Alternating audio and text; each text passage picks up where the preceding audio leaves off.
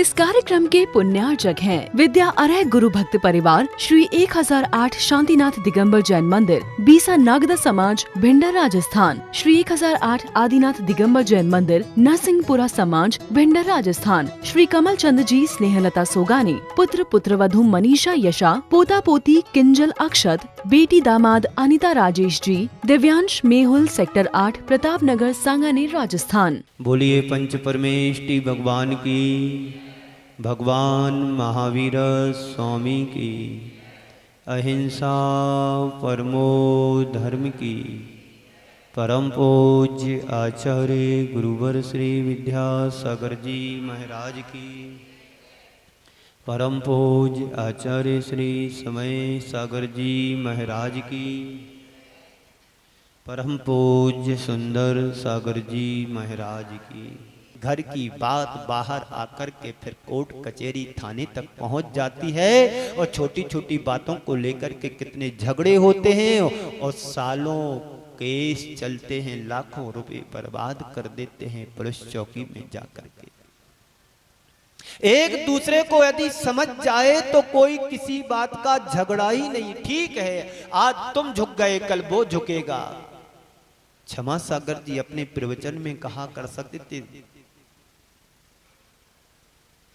कि तुम्हारे सामने यदि कोई झुक रहा है तो समझ लेना वो मेरे से बहुत बड़ा व्यक्ति है। कौन है? कोई तुम्हारे पास आकर के झुक रहा है तो समझ लेना कि मेरे से बहुत बड़ा व्यक्ति है वो। समझने की बात है। एक को तो कंप्रोमाइज करना पड़ेगा। सामने वाला पानी पानी हो सकता है पर हमें पानी पानी नहीं करना। मानी प्राणी को सबक सिखा करके उसको सही रास्ते पर लाने का प्रयास करना, यही सुखी जीवन जीने का राज है। आपने भगवान को दुखी होते हुए देखा कभी? बोलो, दुखी देखा भगवान को? एक ने पूछा, डॉक्टर और भगवान में क्या अंतर है? एक ने पूछा, डॉक्टर और भगवान में क्या अंतर है? बोले, जब डॉक्टर नाराज हो जाता है तो भगवान के पास भेज देता है और जब भगवान नाराज होता है तो डॉक्टर के पास भेजता है। यही अंतर है। जब भगवान नाराज होता है तो डॉक्टर के पास भेज देता है, बीमार कर देता है, परेशानी कर देता है, चुनौतियां सामने आ जाती, संकट सामने आ जाता, कर्म उदय में आ जाता है तो जाओ डॉक्टर के पास जाओ, पेट में दर्द हो रहा है। तुमने दही खाया था, भगवान की बात नहीं मानी। आम का पन्ना पिया था ना, आम का पानी, कच्ची कैरी का, इसलिए तुम्हारे नल सूज गए हैं। तुमने भगवान की बात नहीं मानी तो डॉक्टर के पास भी। और तुम डॉक्टर की बात नहीं, मतलब परहेज करना, ऐसा करना, तो वो क्या करता है, सीधा पर भगवान के पास भेज देता। तुम हमारी बात नहीं माने, जाओ। तो डॉक्टर और भगवान में यही अंतर है। एक दूसरे की बात को एडजस्ट करोगे तो कभी जीवन में दुखी नहीं होगे। और दूसरी बात, प्रतिक्रियाओं की प्रतिक्रिया नहीं करने, क्रियाओं की। बच्चे ने गलती कर दी, उसे समझा दो, उठाओ, संभालो, उसको डांटो पीटो नहीं। अब बच्चे बराबरी के हो जाते तो उनसे बराबरी का व्यवहार करना पड़ता। गलती भी हो जाती है तो थोड़ा वो समझा करके फ्री हो जाओ। समझदार व्यक्ति को समझाना फिर भी सरल है, और समझदार व्यक्ति को समझाने पर समझाया जाए तो समझ भी जाता है। अज्ञानी प्राणी को नहीं समझाया जा सकता है। प्रगति के क्षेत्र में यही सूत्र है कि समझने वाला समझदार है तो थोड़ा सा इशारा काफी है, समझ जाएगा, आगे बढ़ जाएगा, अपना काम संभाल लेगा। और अज्ञानी प्राणी को जिंदगी भर समझाओ। एक कहावत है बुंदेलखंड में, मूर्ख के संग दुख रो। मूर्ख होता ना, सारी जिंदगी यदि मूर्ख का पाला पड़ गया तो जिंदगी भर दुख रोना है। तो कहते हैं मूर्ख के संग दुख रो और कोदों के संग घी खो। कोदों की रोटी में कितना घी डालो तो दिखता ही नहीं है। एक कहावत बनी है अनुभव से। तो जीवन को अगर सुखी बनाना है तो दुष्प्रसंग को स्वीकारो। जो प्राप्त किया है स्वीकार लो, किसी ने गाली दी स्वीकार लो, कोई बात नहीं, चलो हटाओ, ये तो ऐसा तो होता रहता। एक बार एक व्यक्ति रोज साइकिल से जाता था और जिस समय जिस स्थान से पॉइंट से वो निकलता था उसी समय एक ट्रक वाला भी निकलता था। एक दिन साइकिल वाला पैदल चला जा रहा था और ट्रक वाला साइकिल से चला जा रहा था और पैदल वाले को साइकिल उसने मार दी तो पैदल चलने वाला गिर गया और साइकिल वाला तो ठीक है, जो पैदल चल रहा था जो गिर गया साइकिल की टक्कर से, तो उठा और साइकिल वाले को धन्यवाद दिया। उसके साथ एक व्यक्ति और चल रहा था जो पैदल चल रहा था। क्यों भाई, इतनी उदारता समझदारी कहां से आ गई? तुम गिरे, उसने साइकिल ठोक दी, तुम गिर गए, तुम्हारे पैर घुटने छिल गए और उसको धन्यवाद दे रहे हो। ये सज्जनता तुमने कहां से सीख ली? बोले सुनो, तुम्हें पता नहीं, आज तुम पहली बार हमारे साथ आए हो। रोज मैं इसी समय साइकिल से निकलता था और ये ट्रक चला करके निकलता था। यदि आज मैं साइकिल से जा रहा होता, ये ट्रक से आ रहा होता और इसने यदि मेरे को टक्कर मारी होती तो आज तो मेरा कचूवर निकल गया होता। इसलिए उसे मैं धन्यवाद दे रहा हूं कि मैं सुरक्षित हूं। इसको बोलते हैं सकारात्मक सोच। क्या बोलते हैं? बोलो तो। सकारात्मक सोच के धनी बनिए। और यदि उस समय नेगेटिव सोच लेते इसको, तुम दो चांटा जड़ते, क्योंकि गलती साइकिल वाले की है और साइकिल वाला तुमसे जबरदस्त होता तो तुम्हारे लिए 10 चांटे मारता। एक बार पहलवान ने एक कमजोर व्यक्ति को घूंसा मार दिया। एक बार पहलवान व्यक्ति ने एक साधारण से व्यक्ति को घूंसा मार दिया। अब सामने वाला क्या कहे? सामने वाला तो पहलवान ठहरा, यदि कुछ बात कर दे तो और 2-4 जड़ देता।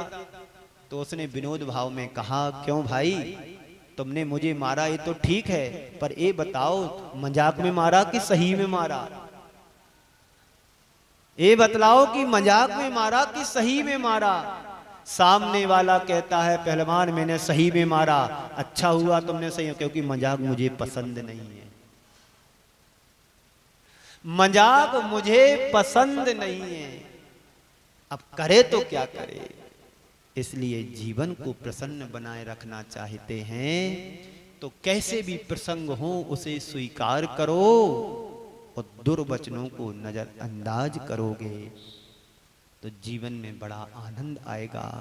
कोई घटना घट जाए, घट गई है, चलो उसे हटाओ, ऐसा तो संसार में चलता रहता है।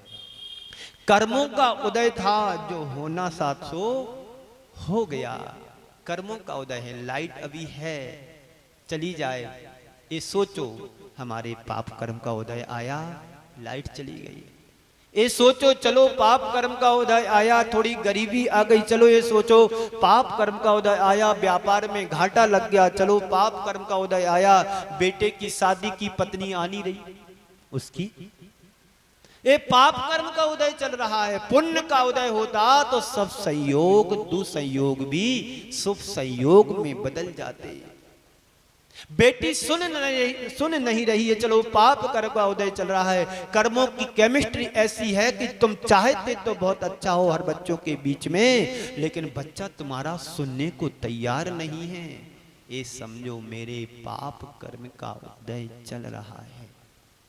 थोड़े देर की बात है, ठीक होगा, अच्छा होगा, एडजस्टमेंट करो, थोड़ा बहुत सहन करो, आगे समय बदलेगा, स्थान बदलेगा, विचार बदलेंगे, सब कुछ बदलेगा, परिवर्तन दिखाई देगा। आप सोचो कि एक साथ आम हाथ पर जम जाए तो कभी जमने वाला नहीं। आम बनने के लिए उसे 5 साल तो कम से कम लगेंगे, तब आम का फल आएगा। तुम सोचो कि आज ही बीज बोया और आम लग जाए तो भूतो न भविष्यति।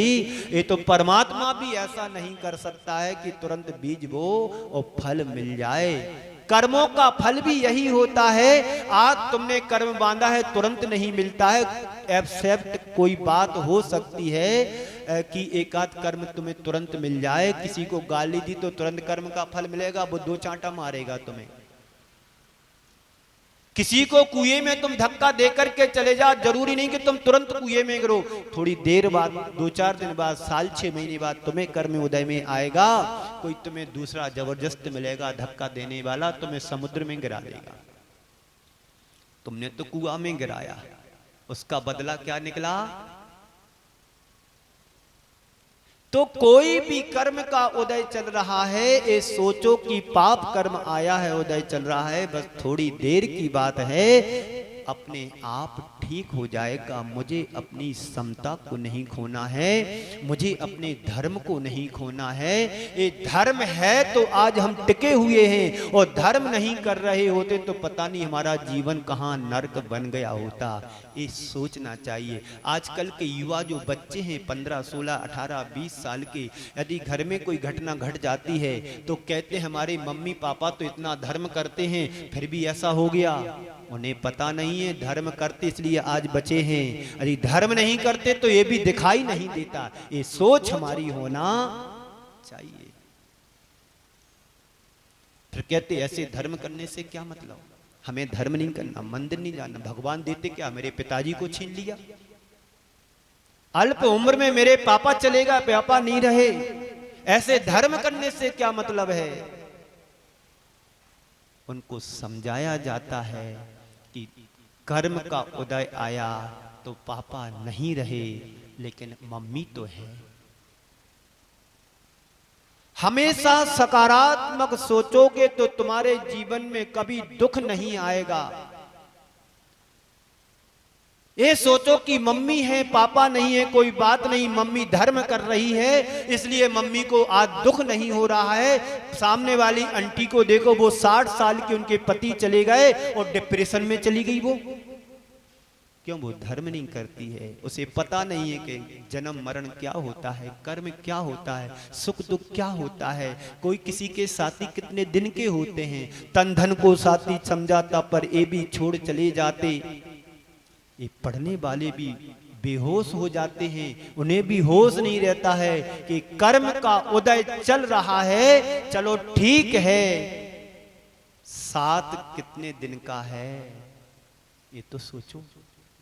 कितने लोग आए इस संसार में, चले गए। ये सोचने वाला भी एक दिन जाने वाला है। राजा राणा छत्रपति हाथन के असवार, मरना सबको एक दिन अपनी अपनी वार। ये पढ़ने वाला भी दुखी होता है और नहीं पढ़ने वाला तो दुखी हो ही रहा है। क्या करना है सोचो। सुखी जीवन कैसे रहेगा इस बात पर बार बार विचार करो।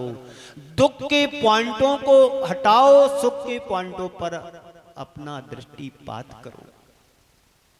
जब कोई गाड़ी, कार, मोटर खराब हो जाती है तो मिस्त्री वहीं देखता है किस वजह से बंद हुई है। होता है ना ऐसा? वाद विवाद का वजह क्या है उस पर जाओ।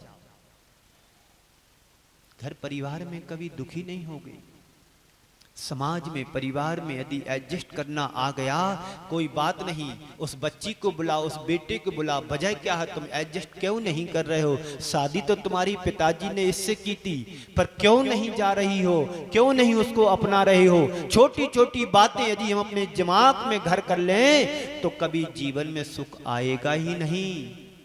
बच्चे को भी समझाओ, बेटी को भी समझाओ, परिवार को भी बुलाओ। समझाना समाज का काम होता है, ना समझे तो एक परिवार को पनिशमेंट दिया जाता है, ना कि पूरे कुनवेग हो। व्यवस्था भंग हो जाएगी, बिगड़ जाएगी, समाज टूट जाएगी। सुखी कहां रहेगा हमारा जीवन?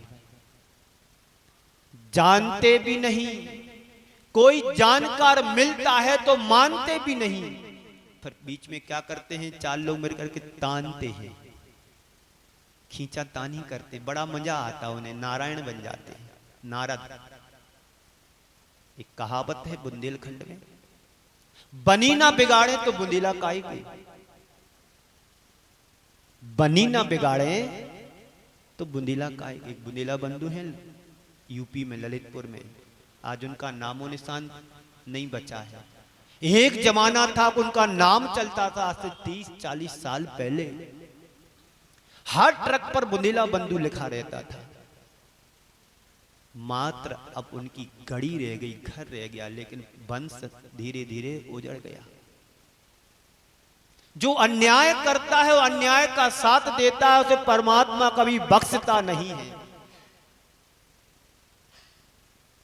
जीवन पाया है तो जीवन का आनंद लो। हम किसी को दुखी करके अपने जीवन में पाएंगे क्या? बने तो किसी के साथ अच्छा करना, बुरा करने का अधिकार तो किसी ने नहीं दिया। किसी का अच्छा कर सको तो करना, किसी का घर मत उजाड़ना। कर सको तो किसी का साथ निभाना, साथ निभाने वाले को तोड़ना नहीं, तो जीवन का आनंद है। हम ना समझ के कारण, छोटी छोटी गलत फहमी के कारण बहुत बड़े परिणाम भोगना पड़ता है परिवार को, घर को, समाज को। तो कैसे हमारा जीवन खुशहाल रहे, प्रसन्न रहे?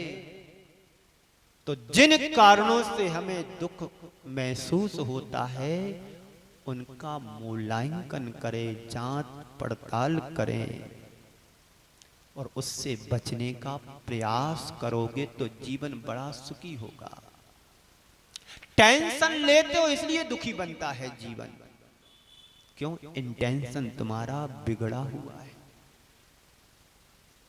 जड़ में कीड़ा लग जाता है तो हरा भरा वृक्ष सूख जाता है, वो मन में कीड़ा लगता है तो स्वस्थ जीवन भी सूखने लगता है। चिंता से, टेंशन से, अवसाद से।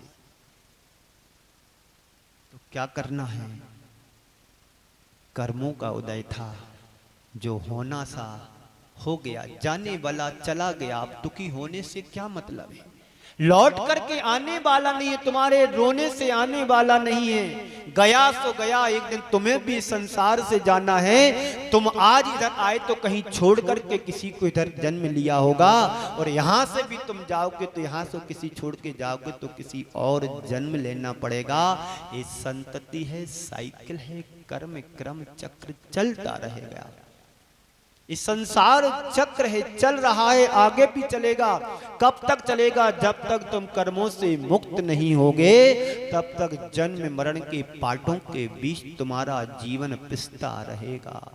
इस कार्यक्रम के पुण्यार्जक थे विद्या अरह गुरु भक्त परिवार श्री 1008 शांतिनाथ दिगंबर जैन मंदिर, बीसा नागदा समाज, भिंडर राजस्थान। श्री 1008 आदिनाथ दिगंबर जैन मंदिर, नरसिंहपुरा समाज, भिंडर राजस्थान। श्री कमल चंद जी स्नेहलता सोगानी, पुत्र पुत्रवधू मनीषा यशा, पोता पोती किंजल अक्षत, बेटी दामाद अनिता राजेश जी, दिव्यांश मेहुल, सेक्टर 8 प्रताप नगर, सांगानेर, राजस्थान।